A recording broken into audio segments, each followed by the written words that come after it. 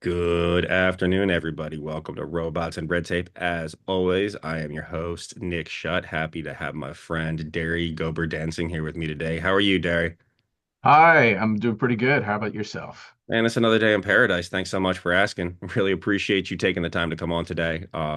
Yeah, I'm very excited to talk today about something that is near and dear to both of our hearts, which is how you go about actually learning things that you can then apply to seemingly abstract and random situations to end up building really cool stuff. So, Derry, for the folks that don't have the opportunity to know you yet, do you mind telling everybody like a little bit about yourself, your background, and how you got here? Sure. So from how I got here, it's gonna a long, winding, crazy road of how I got here today. But Mhm. that said, my background is extremely varied.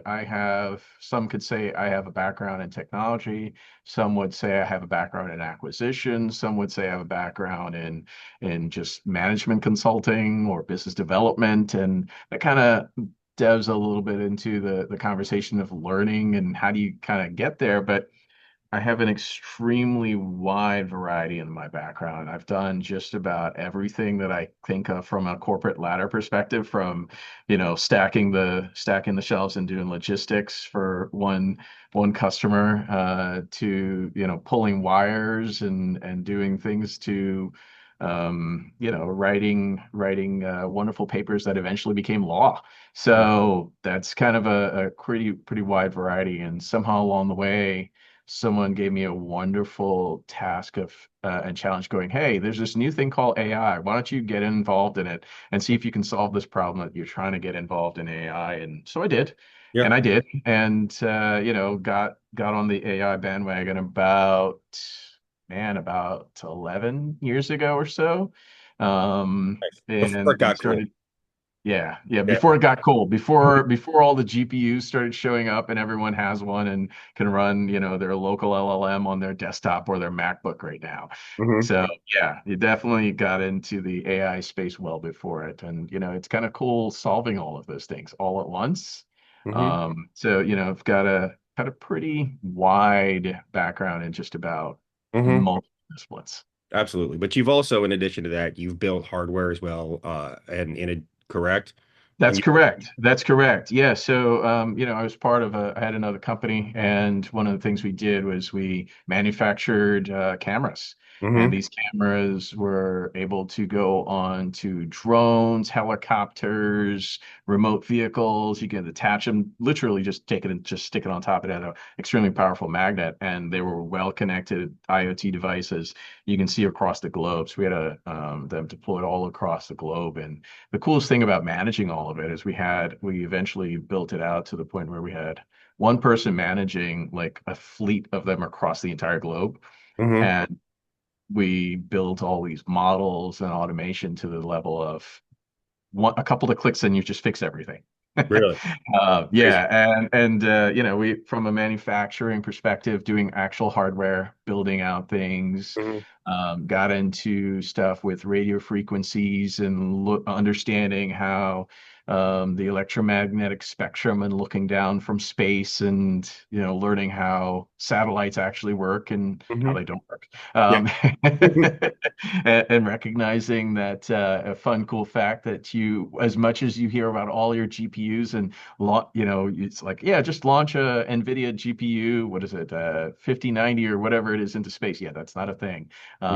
You can't just do that. You can't launch that payload. You got to factor in radiation from the sun. There's all these real world sciences that get applied. So I got a little crash course for like a year and a half in like real world science Right. along the way with the technical side of things. That's really cool, man. But you're also like an expert in blockchain, correct? I am. As you said, once again, got into some blockchain stuff well before it was cool in the Hmm. buzzword. Um, yeah, I started a long time ago just exploring this thing called blockchain and Bitcoin and Ethereum and trying to understand it. I had this really interesting question that I posed.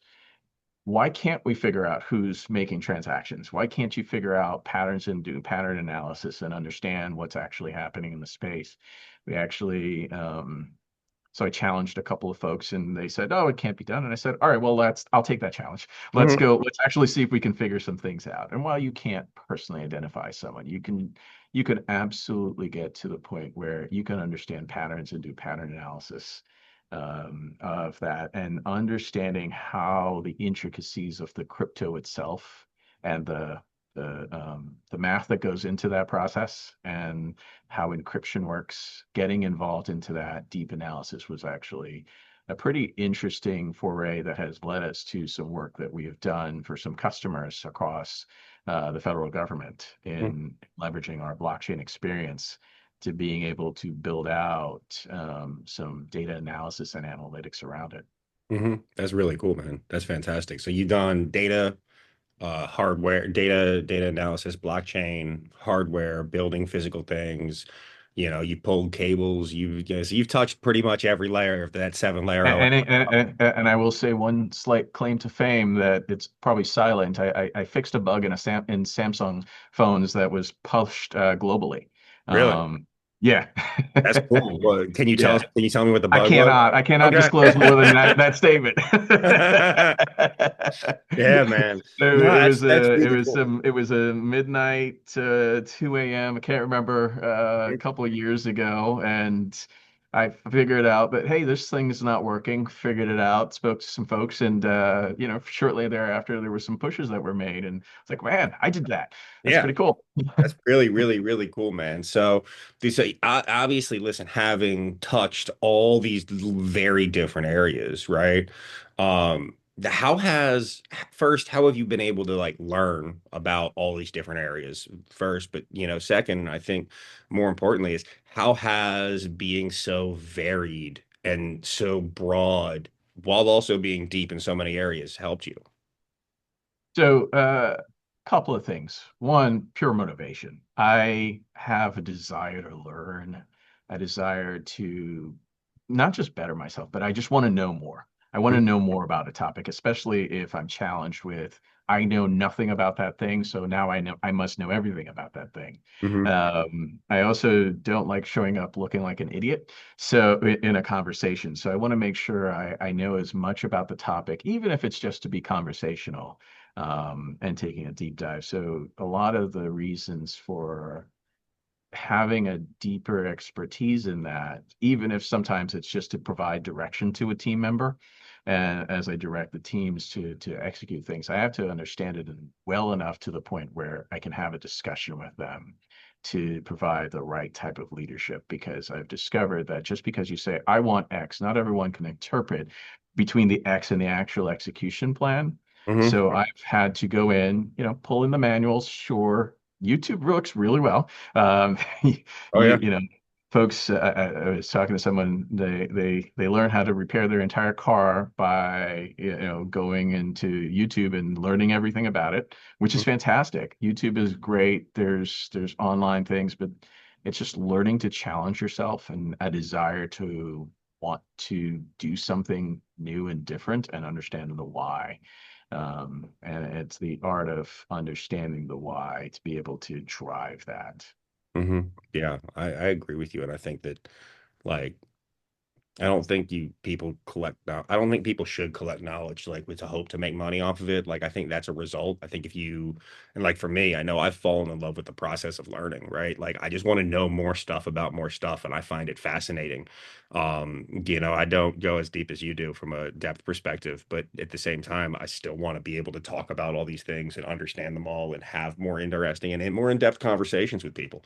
Um, and I think it's absolutely fascinating. So how has this like positively affected your career? I would say I wouldn't be where I am if not for that. Mhm. I think had I stuck with my career wherever it was at the time, I probably may have just been a person doing some sysadmin work or some development work, or depending on the other phases of my career, I could just be doing just some basic management consulting, project management type stuff. The desire to learn and grow and this diverse set of knowledge and skills that come to the table really provides the ability for that growth that I needed. Hmm. the ability to support the customers across the board, and allows the customers to feel that I speak with and the folks speak with to know that not only do I know what I'm talking about, but if I don't know the thing that I'm talking about, I'll tell you very Hmm. much. I have no idea what you're talking about.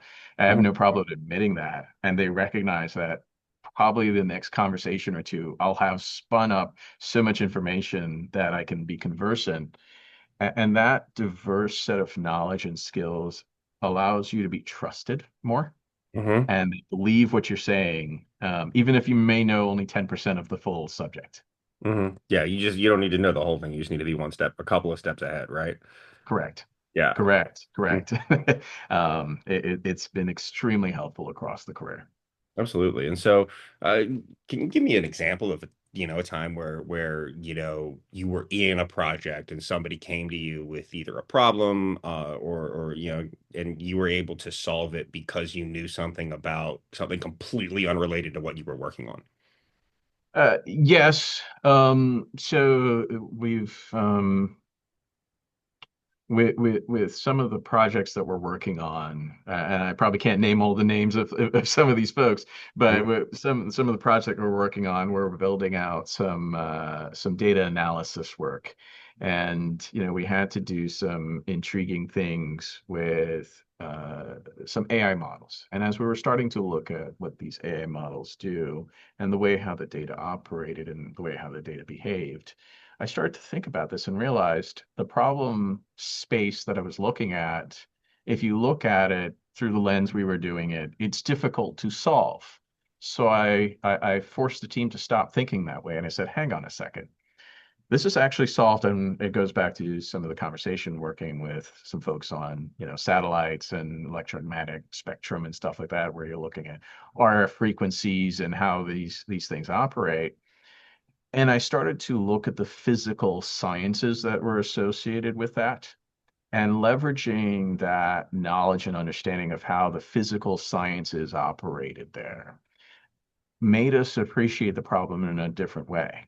And once you started looking at the problem from a completely different lens, uh, it applied a logic that suddenly just became easy, if you will.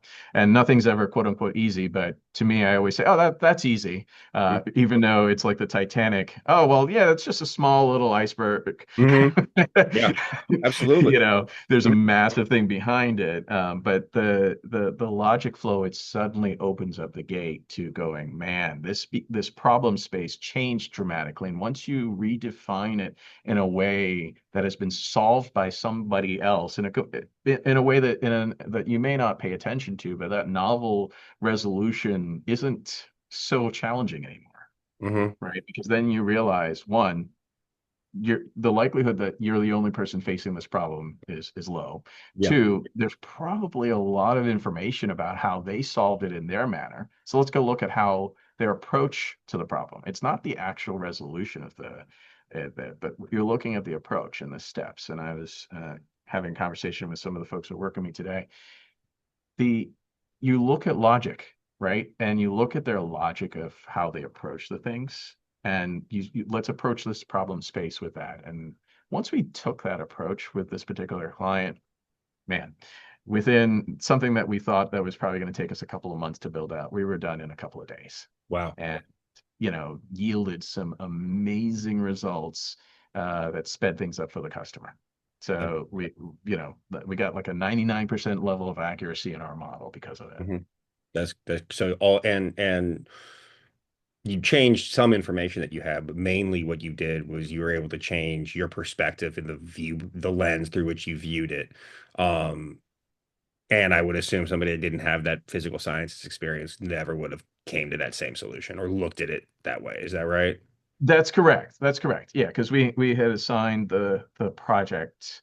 I gave some general direction to the folks, and they because what I try to do is empower folks. I give them the information, I give them the target that we're trying to achieve, I give them any support information that I think may be necessary at the time, that I can think of. But I try to give them the space by which they are allowed to grow and Hmm. expand leverage their own. We don't want to be so biased that I have influenced your decision making too much to the point where you aren't don't have the freedom to think, Hmm. because innovation isn't held by one individual in the entire world. It's we all come with different things, and I always tell folks on the team, challenge me, tell me I'm wrong, tell me why you want to be right, and that's good because I Hmm. want you to and I want to help you be successful. And so this guy was struggling a little bit, and I said, "Hang on a second. Let's take a step back. Let's review what you've got. Let's tell me where you are." And when I redirected and refocused the problem space and helped him along with that process, it significantly changed everything. Yeah, no, absolutely. And how, thinking about AI specifically, right? Obviously, is the new wave.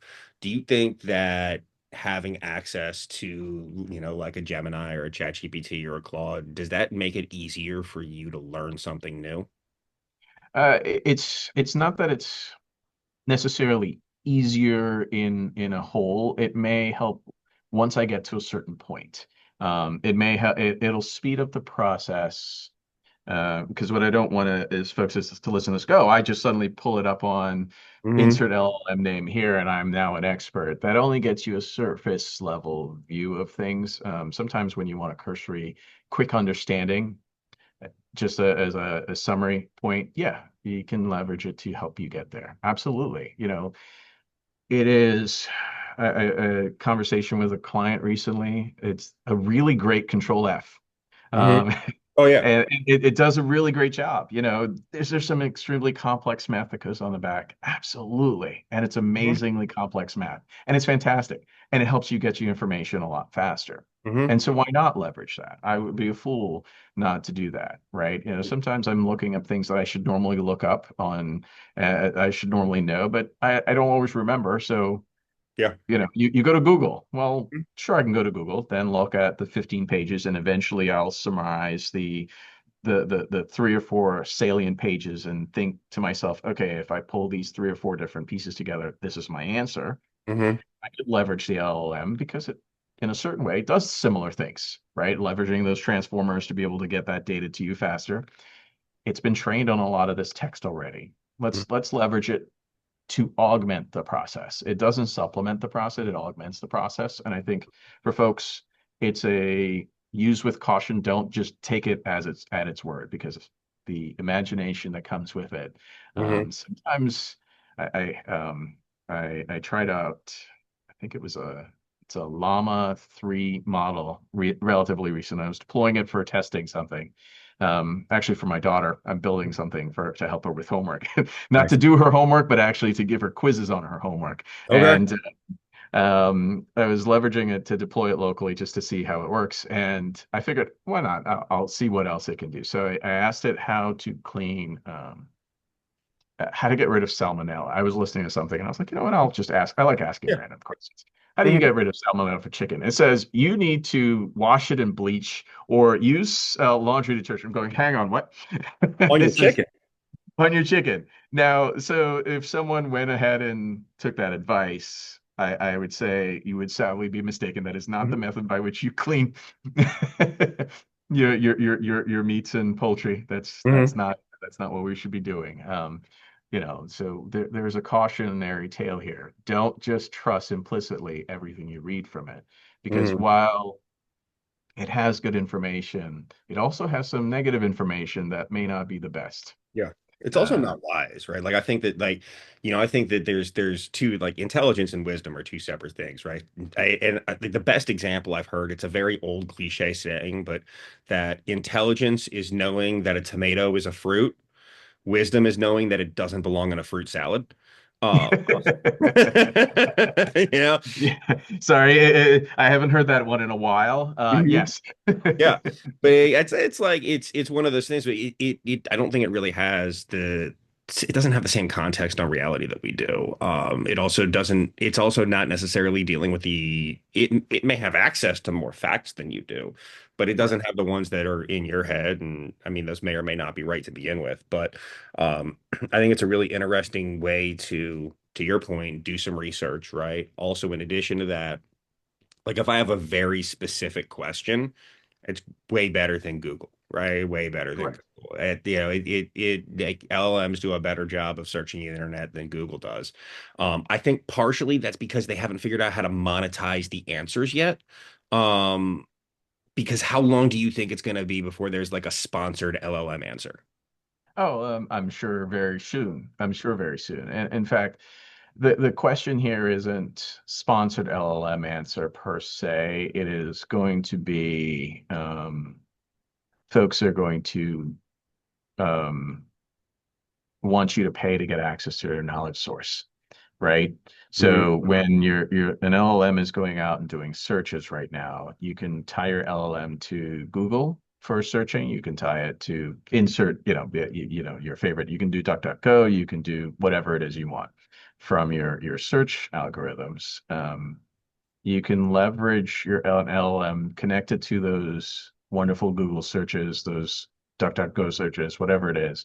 Not trying to be biased here, Yeah. and bring that data in. But to your point, um, what you're probably going to likely have is uh, probably not the best example, but like a LexisNexis saying, "Hey, look, I have a massive treasure trove of information." You probably want to tie that into your existing thing. They have their own stuff, Yeah. but but should you want to tie our data sources into that, why don't you pay us a fee and include that into your searches, right? So there's possibly going to be some sponsored things, but what I think it's likely going to have happen is you want to tap into this more detailed information. The LLM is going to come back and say, "Hey, look, I found where you can get this. Hmm. Please insert coin here for this particular data source." Hmm. And would you have it set up in a I found that humans are very intriguing creatures. When you abstract money from the cash value that you physically have to some digitized tokens, you go, "Oh yeah, sure, why not? I'll spend 100 tokens for, playing this new game or adding this new source." So to your question, can I anticipate something like a sponsored type thing coming in? Yes. The method by which it eventually makes its way through that process, to be determined. Hmm. But I anticipate there's some as soon as someone figures out exactly how to do that monetization, it'll kick in full gear. Maybe you and I can come up and figure that out, right? Hey man, listen, We'll do our next podcast on that, right? oh, absolutely. I think that's, I think like first would love to have that conversation. I think I have some ideas, but second, I think you're absolutely 1,000% right that it's going to happen. It's just who's going to figure it out first, because like that's what we're best at. We Americans are best at, is monetization and figuring out how to monetize every single thing. And if you are able to, give me $100 for gems and then you can just spend the gems in your game, right? That's it's not really money. And you don't, unless you tie the value, like, or how many gems a dollar is worth or whatever, like you're not really gonna know, and it's just not gonna care. It's that is a very interesting case. I think it's gonna be really interesting to see. I think, but also personally, the reason I like LLMs now is because it's like YouTube before there was ads on YouTube, right? It's like, Yep. it's that it feels like that, 90s and early 2000s internet that hadn't been taken completely over by corporations yet. Um, but I also know that that's absolutely coming. And Absolutely. Absolutely. I will say that given the LLMs that are out there, like you mentioned, there's Claude, there's Gemini, there's ChatGPT. Um, Meta puts out their own and they train it and they make it available for folks to come in and utilize. And I will say to anyone who hasn't at least attempted to use it, it's worth it, right? It does a pretty decent job for what it does. Is it the absolute best when you are using the much lower end versions of the model? No, but that's okay. It depends on your use case. Everything has a use case, right? You're not going to what's that thing? You don't take a sledgehammer when you can just take your finger and push that thumbtack in the wall or something like Mhm. that, right? Yeah. It's that kind of a thing. Each tool uses for a specific purpose. I leverage it for a couple of services I have built out in my corporate network, and I mean Mhm. it's fantastic. It works great, and it's purpose built for what it's meant to do, and man, it runs fantastic for that. I'll have to check Llama out. I have not used it. I also have, I know like there's Grok also. I haven't used Grok really. I've been mainly on like the Claude, Gemini, Yep. ChatGPT of the world. I haven't downloaded anything from like Hugging Face and started playing with them. I feel like that's outside of my area of expertise. But I maybe, you know, maybe I don't know, maybe it'll work out. Maybe I'll get into those other things. But out of curiosity, Darius, as you think about like your experience having been like being a deep generalist in a lot of areas, right? And then there's people that only hyper specialize in one area. How do you think that like that hyper specialization in one area, how do you think that's detrimental, especially when you look at things like AI or specifically at AI? So I don't want to use the pejorative purely detrimental. So because I don't want it to come across that, we want to disparage someone because someone who has, let's say, computational linguistics, very hyper focused in that area, there's a need for that, right? Hmm. Am I hyper focused in the computational linguistics to the point where I know every single which way to implement those algorithms? Absolutely not. Hmm. However, that said, when we're starting to talk about and expand that out further, let's say we're looking at other types of AI models that are out there, and we're not just talking about LLMs, because Hmm. when folks hear AI today, they only think of LLMs. AI for the past several years and still will continue to be more than just that. Hmm. You have your unsupervised, you have your semi-supervised, and you have your full supervised. LLMs fall inside of the semi-supervised category, and within that, there are so many other categories of things and types of things that can be built. So, to your question, when you're looking at a particular space, there is the need to have those who have that extremely specialized knowledge. But when you're coming into an AI space, especially the way that I'm approaching it, and the way I like to tell folks, look at it at a broader spectrum, Hmm. right? You need to have a bit of a diversity of skills and a diversity of understanding how these things work, because without that, it makes it a bit more difficult. You have such a narrow view when you're specialized. You don't know what you don't know, and you don't realize what biases you bring to the table, you as an individual, right? You don't realize sometimes your own biases. And we're humans, we all bring our own biases. And even though I recognize that I have several, that doesn't mean my biases are gone. Hmm. It just means I can at least recognize some of them. But recognizing that when you're so specialized, you're biased in your viewpoint of how you're going to approach the topic. Hmm. And while your specialized skills will help you solve a specific part of that, you're going to miss out on several of the other parts that are needed, Hmm. right? Recognizing that, let's take, for example, acquisition, right? In the federal government space. It's a very specialized field, and those folks are awesome. They're great at what they do, and they're highly trained in what they do, and they spend quite a bit of time.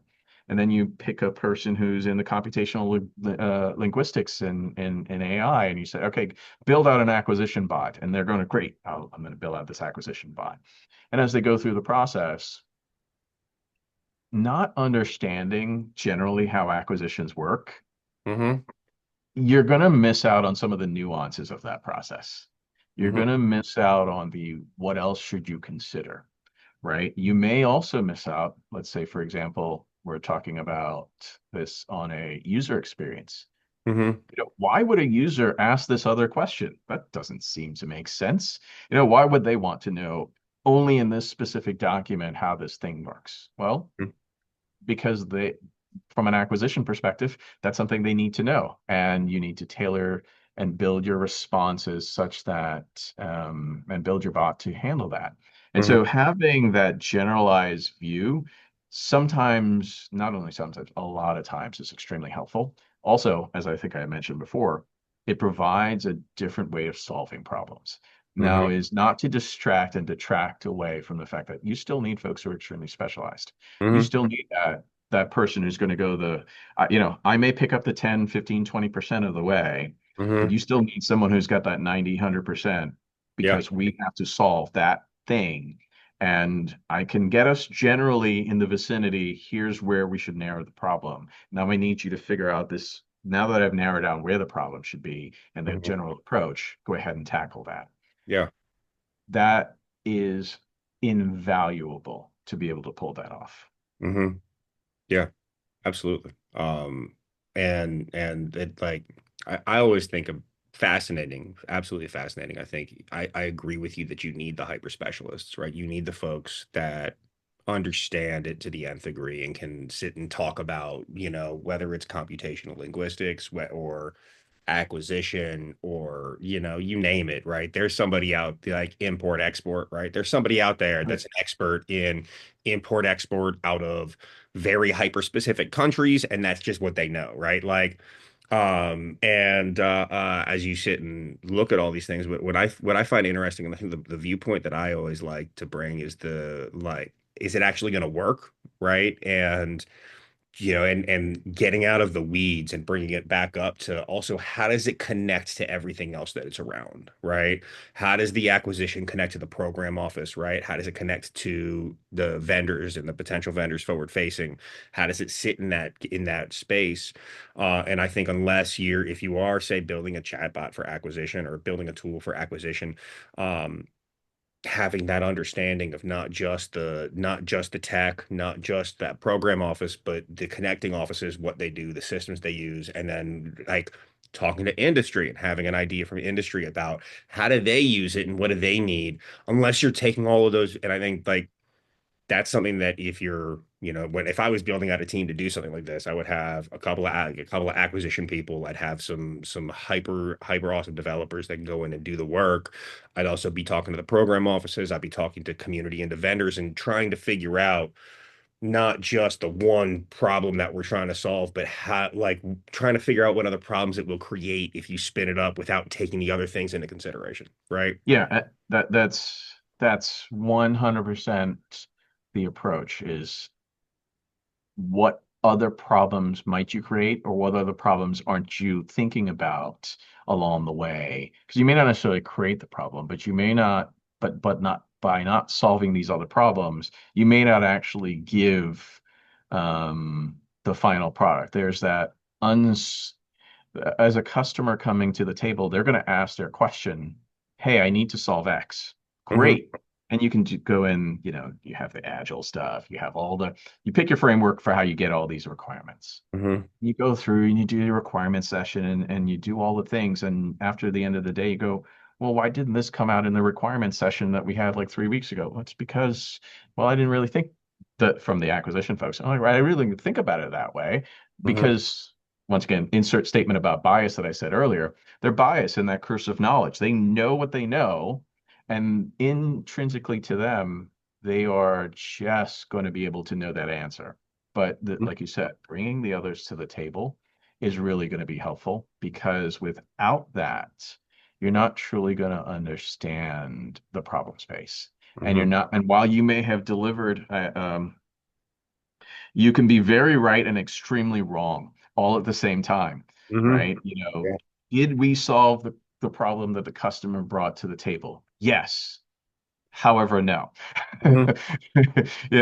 I technically answered your question, but that wasn't the answer that you were actually looking for. Hmm. And that's really the understanding and the approach that I try to look at things is take a step back and going, is this truly going to answer what it is that they're actually looking for? Hmm. Or is this technically just answering a requirements document? Hmm. If it's just requiring some requirements document that you get, or requirements tickets, and because you're using, your Kanban boards, your Agile boards, your Scrum boards, whatever boards you're going to be using for your project, Hmm. um, that's not helpful. You got to take a step out and look at the real world. How is this actually going to work? Hmm. Right. What problem really needs to be solved? How is it going to work? And then also don't let an engineer be in charge of your UI. Um, you That's know, why I'm never charge of UI. there you go. I make it pragmatic. I make it pragmatic and practical, not user friendly necessarily. Right. And I always tell everybody, hey, look, if you want me to design your UI, can I design a UI? Can I find some colors and mimic something? Sure, I could do that, but Hmm. I'm not your person to do that. That side of my brain doesn't engage in the way that you would like for it to. No Hmm. matter how much I would love for that to happen, that just doesn't work. So I go into those folks who are specialized in that area, say you are specialized in design skills and user flow and all of those things. Let's have that conversation. Absolutely. Absolutely. Do you think that like having a very diverse background and diverse knowledge base helps with like, with explaining, like helps enhance uh, understanding of complex topics as you look at like interoperability between systems or, model explainability or model, and how can we, tackle some of those really complex problems that we're sitting with, especially as you look at like transparency into AI systems and the need to have a true understanding of how they're coming to the point of making decisions. Can it help there? Absolutely. Absolutely. Because once again, that statement of you can be extremely specialized and you can answer one part of that, but recognizing that you've got to step out, and especially when you're talking about a system, I can answer a specific question for a specific set of person or a couple of folks.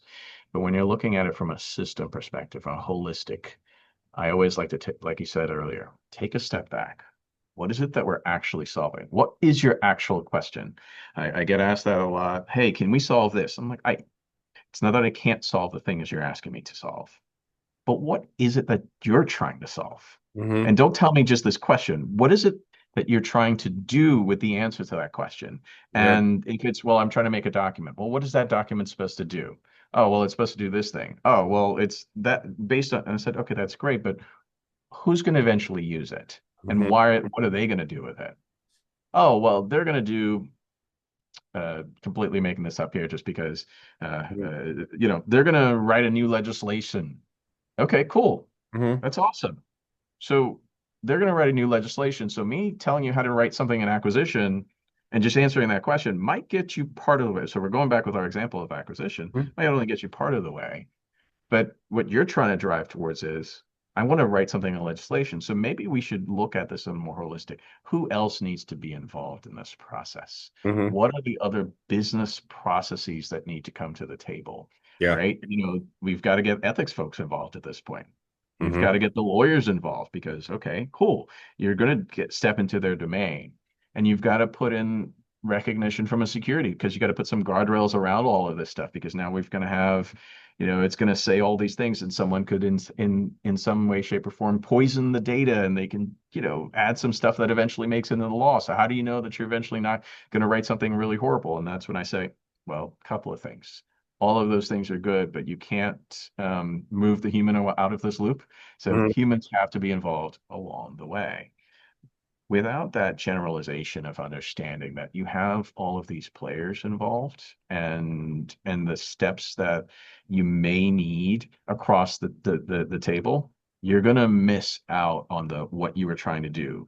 Your value delivery will only exponentially increase once you get into that more of a generalistic view of what else should you have taken place. And when, like we said, not to detract from having a specialization.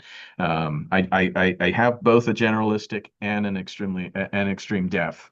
Um, that desire for knowledge and learning is going to continue to be there. So probably more of an anomaly than the norm here. Yeah. Uh, but from a Absolutely. generalistic perspective, having that view will make a significant difference.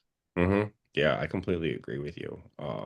I think that it's the most important thing. Like I think being well spoken and highly knowledgeable in a whole lot of areas is like fun. Like that's what I do for entertainment is read and like learn. And it's part of why I started this podcast was to learn more about, cutting edge technology and AI specifically. And and so just out of curiosity, have you like are you where are you going next, man? Are you gonna start messing around with quantum now? It's like, Um, is that your next thing there? I'm going to be both messing around with it and not messing around with it all at the same time. There you go. That's a Thank you for appreciating that joke. fantastic, fantastic joke.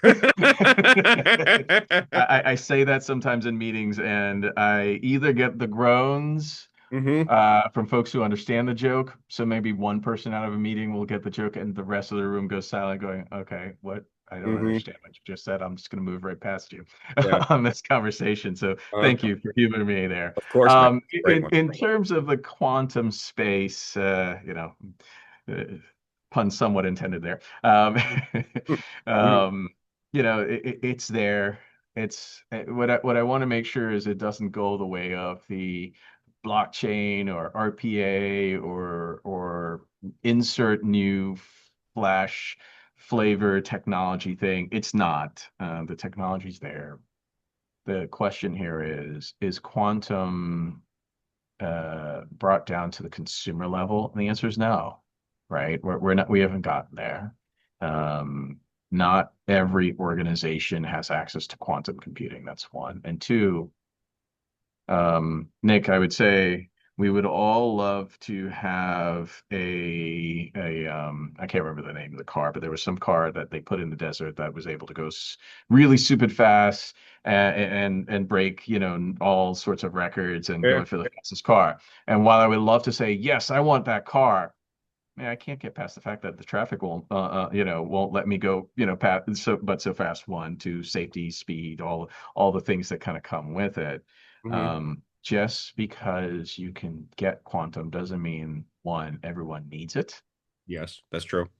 And I like to give these weird analogies because I want to make sure it's really well understood. You can't drive this really super fast car that's extremely specialized on every road because you have potholes. Mhm. So how are you going to account for that, Right. right?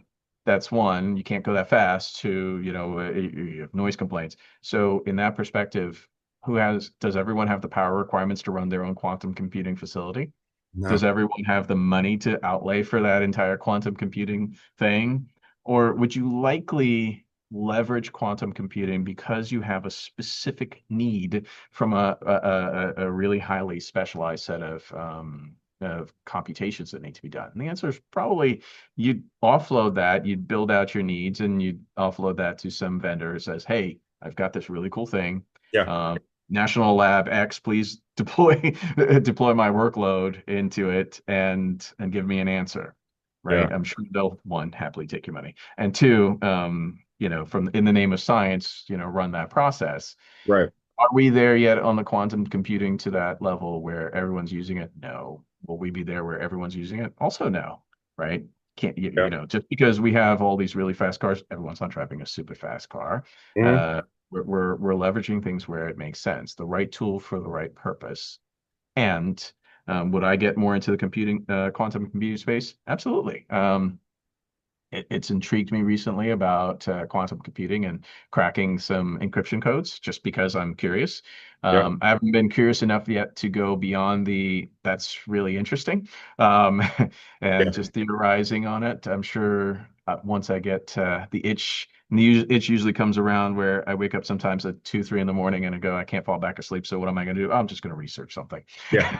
Absolutely. Who knows? Maybe in the next couple of weeks, when I wake up at 2, 3 in the morning and for some random night and I need to fall back asleep, I'll start researching more into quantum and I'll solve something.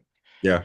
As I understand it, one of I find it fascinating partially because it's like, I mean, like that is science fiction to me, right? Like computing on an atom or yeah, is like, I mean, that's a like I think about like people of the past. Like imagine being born in like 1910 and like to you science fiction is going into space and then like in your lifetime it happens, right? Like that's really really cool. Like to me like like that kind of computing is science fiction.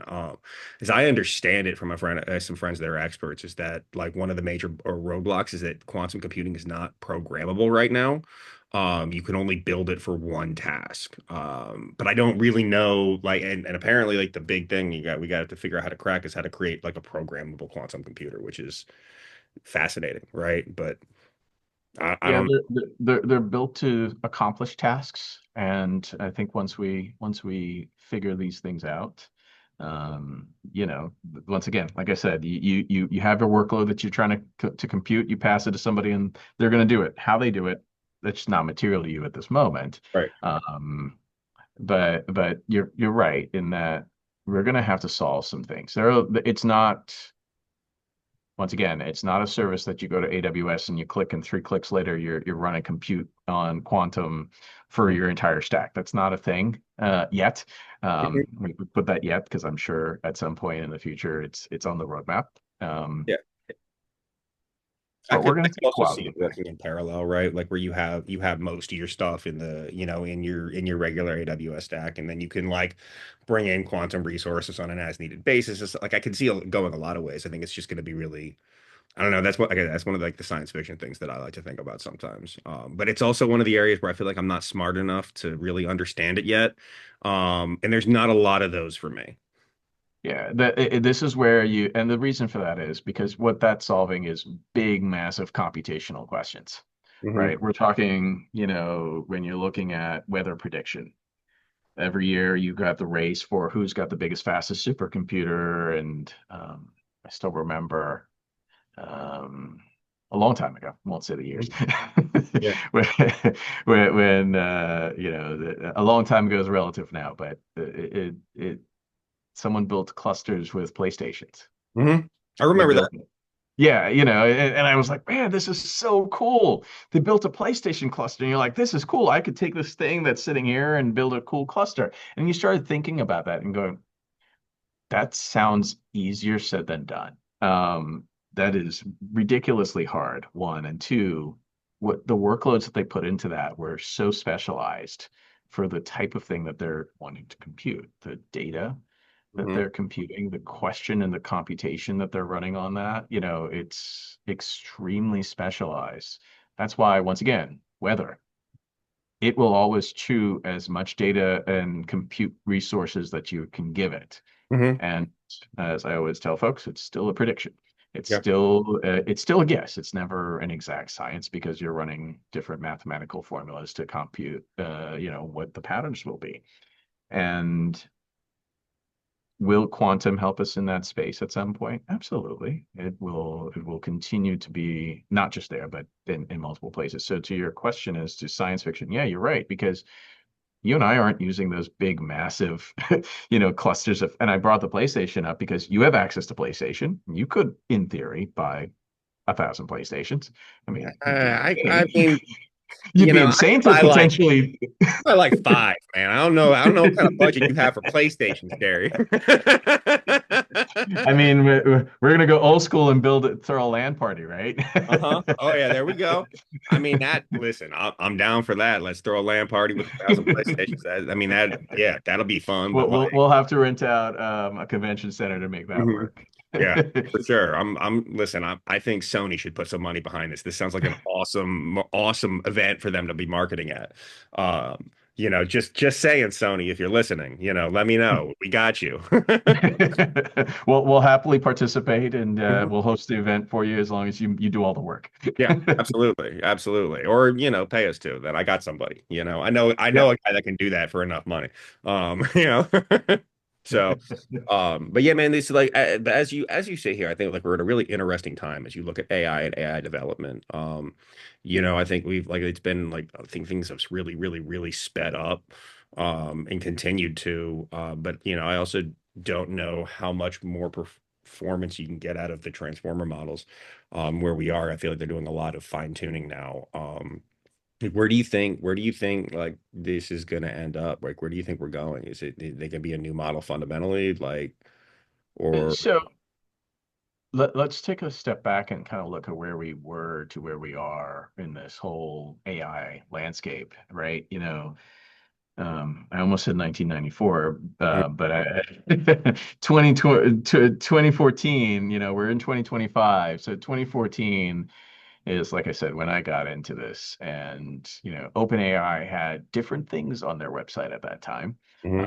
Right? That's where I started learning. It was lurking on their website and learning from the stuff that they would post on there. about various things on AI. And so I learned from the OpenAI's website, and that's kind of where I started. And now when you go to the OpenAI website, it's a little different. It's all about ChatGPT and the models. So to your question, do we expect that there's going to be someone? Of course, there's going to be tons of innovation. Are we going to hit some plateaus along the way? Sure. After a while, you can only do but so much with certain knowledge that you've brought into the space, and then you've got to have, then I'm sure you're going to have another disruptor that's going to come in, right? Someone else is going to figure something in a different, new and novel way that we're all going to go, oh my God, I can't believe we didn't think about it this way before. Hmm. And you're off to the races again. Now, to your question, with the reasoning, it's not reasoning. Um, with the ability to do that recall, it's really good at doing the recall, and it's really good at understanding the context of your question. Are the models going to continue to improve? Absolutely. Are we going to be able to find better ways to fine tune those models and speed up that process and shorten the timeline to do that? Absolutely. Hmm. Are we going to come up with a better model at some point? Absolutely. Do I think it's going to replace all of us? Absolutely not. Yeah. Is it, and, but that said, and I think I did this, I did a video on this pre-pandemic, Hmm. I believe, and it's very applicable today. Automation, it's going to happen. Is AI going to increase the automation that's out there? Hmm. Absolutely. Is it going to do some replacement of jobs? Absolutely. We'd be fools not to think about the reality of tech innovation in the industry, right? When you look back at the Industrial Revolution, that was a major, and folks think technology and they only think computers and stuff like that. Technology is more than that, right?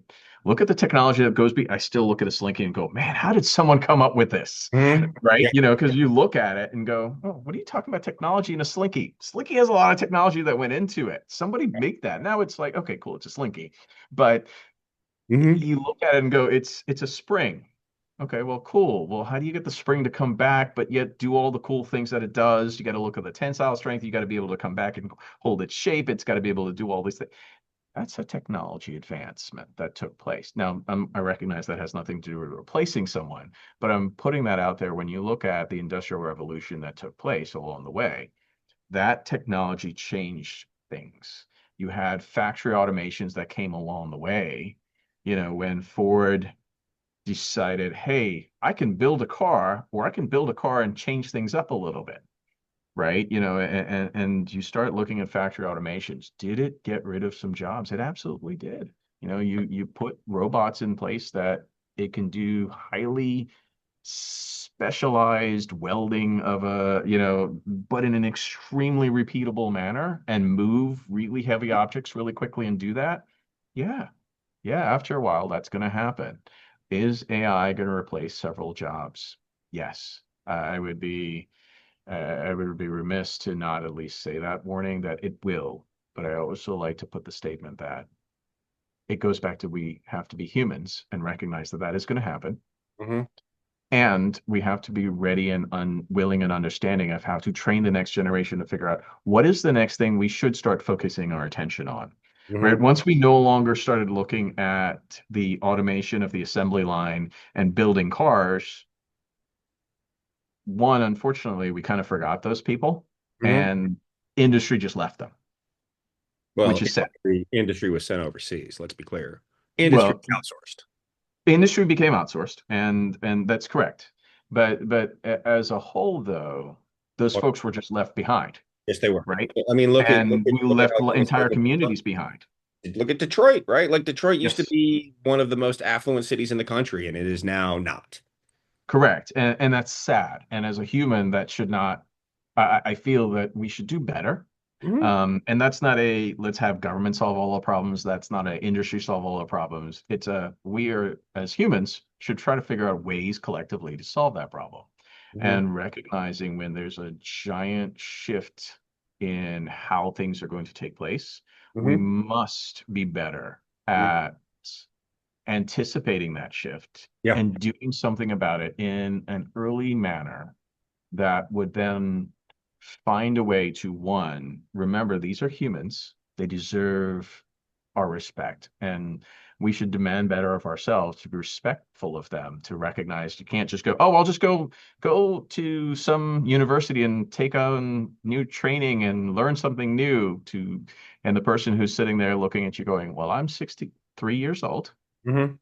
And at what point in that will I be able to gain any meaningful semblance of my life back? Yeah. Right? You got to be cognizant of that reality. And that's the challenge here. And I'm not saying I have an answer for this problem, Hmm. but the AI, will it disrupt it? Where do I see things going? And I know this kind of ties back to that, is we will automate many things. Folks will lose jobs. Hmm. What I would say is we've got to leverage the tools that are available to us to figure out what's next and start anticipating that and recognizing this goes back to your question at the start of this. Should you be so specialized to the point you don't know what's beyond you? No, no. Should you stick in a career field without paying attention to what's happening? No. You should. People usually stick with one career, and I'd say most folks only have one career their entire life.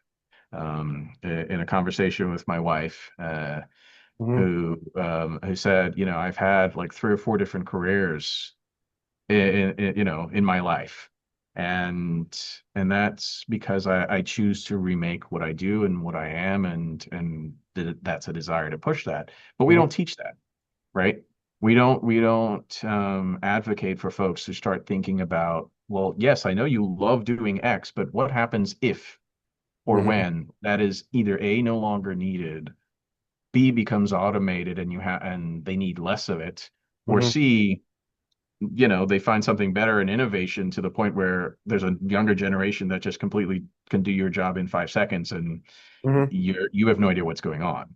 Right. So we've got to be better so I see that companies are going to continue to do things, build those better models, replace workers, unfortunately.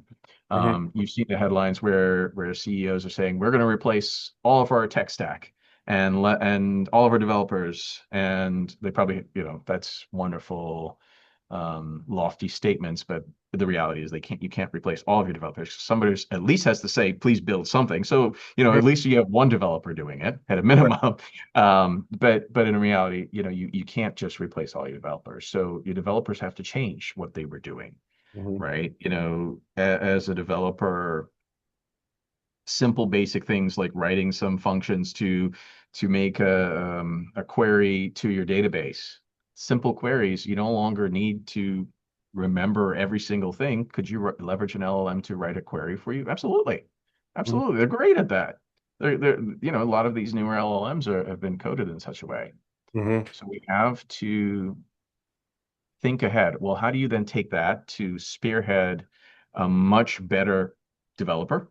One. And two, what else should you be starting to focus on? Because there are things that the LLMs can never do that we as humans can. And we Hmm. have to start focusing in that area. So to back to your question, where do I see this going? And do I see those new models coming out? Absolutely, but it's not a technology problem. It's still a human challenge. Hmm. Right. And the conversation, the reason I reference this back is the same statement I made back then, the same statement I'll make again today. This has nothing to do with technology. It has everything to do with humans. Right. Absolutely. Yeah.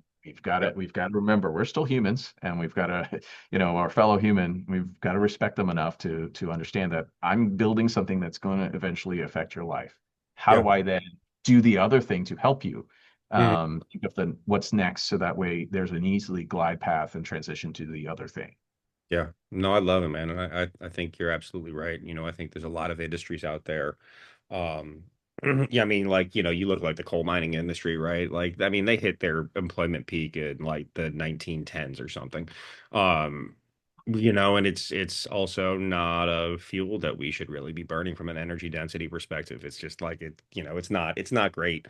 It's an old tech, right? And like the Industrial Revolution ran on coal, but we don't anymore. Well, we still a little bit, but um, so I'm with you. Like let's look forward and let's try to like understand that these are absolutely going to impact people and affect people. Story that I like to tell is something that I find really interesting is that before everybody had a freezer in their home, we all had ice boxes, right? And you actually had to physically put ice in there, and there was a whole industry all over that would go harvest ice from like the Great Lakes and deliver it and like store it and then deliver it to to wherever your home was. And when in-home freezers started becoming a thing, like they actually took out ads in local papers and in the papers saying that organic ice is better for you, or natural ice is better for you than ice made in your home. And now it's not even something that we would even think about. Is like, what do you mean? Like we shouldn't have the ice from the ice machine in the house or in the ice trays? Like it's not. And so I think that I mean, it's not the greatest example, but that's a technological innovation completely wiping out an industry, and I think it's going to continue to happen. But people are gonna lose jobs. That's absolutely the case. But I'm with you. Like, let's find a way to give people the opportunity to go out and remake themselves and help them understand that that's not the end of the world. But like beyond an opportunity, that's it. I think everybody, I believe in equity of opportunity. I don't believe in equity of results. Yeah, it's you're correct. You Yeah. know, you can provide the opportunity. That doesn't mean that everyone in that entire group is going to achieve the exact same result. And that's Mhm. okay. Um, we are, once again, back to that statement. We're humans driven by different things, driven by Yep. different desires, different want, different needs. There are folks who have wants and needs and desires for different reasons, and their motivations are different for whatever those sorted reasons. Yep. I never want to be seen as some elitist who doesn't recognize the realities around, nor someone who just says, "All right, well, just give everybody everything and that's it," and Mhm. that solves nothing. There's got to be a balance to the process. Absolutely. But like I said, like you just said, I'm sorry, provide the opportunity. Recognize that you've got to figure out ways to provide that opportunity for folks Yeah. and figure Yeah. it out. Yeah. I love it, man. Daria, this has been great. I really appreciate you coming on. Is there anything else you'd like to add before we conclude?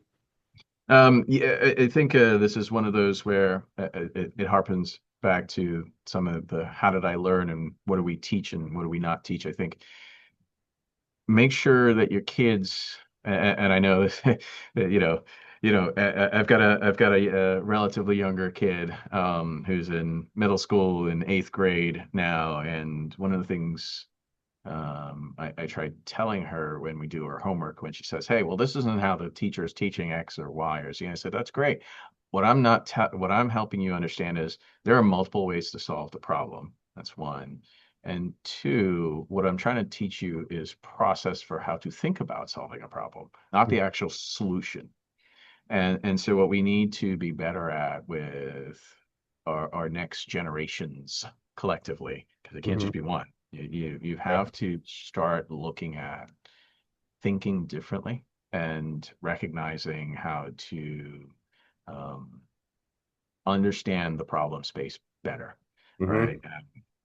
Are we going to be successful where every single person is going to do that? Absolutely not. And once again, statement. We're not all built the same, and that's okay. We celebrate our differences in that, and everyone's going to bring something different to the table, and that's what we want. Hmm. But we still need to start thinking differently about the problem space because that's the only way we're going to get better. Completely agree with you, man. Derry, thank you so much for joining Robots and Red Tape. This has been fun. Absolutely. Thank you, Nick. I appreciate it. Everybody, thanks for listening. I hope you're having a great day.